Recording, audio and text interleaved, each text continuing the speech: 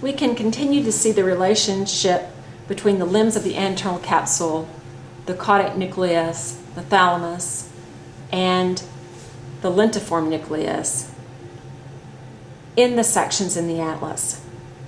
We're going to start with section 636. So here we're in the posterior limb of the internal capsule. This is the posterior limb of the internal capsule.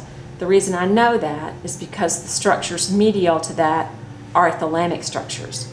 Remember, we identified these thalamic nuclei previously in a different video. So this is the thalamus medially, laterally, putamen, globus pallidus. I can see some of the caudate nucleus here and a little bit of the tail of the caudate down here. But posterior limb of the internal capsule, thalamus medial, lentiform nucleus lateral. If I turn over to figure 637,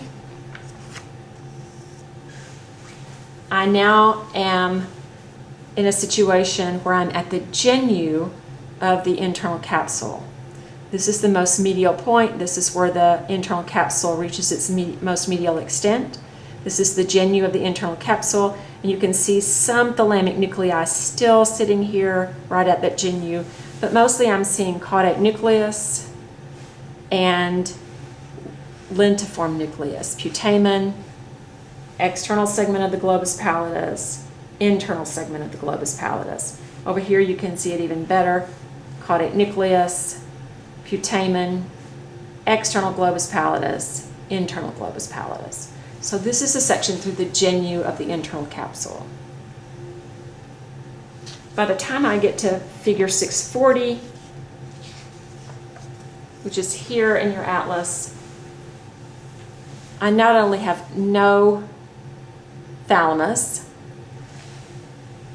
I am in the anterior limb of the internal capsule. I have a huge section through caudate, and then only putamen, no globus pallidus left. So no thalamus left, no globus pallidus. This is pretty far anterior, and I can really see those tissue bridges between the caudate nucleus and the putamen.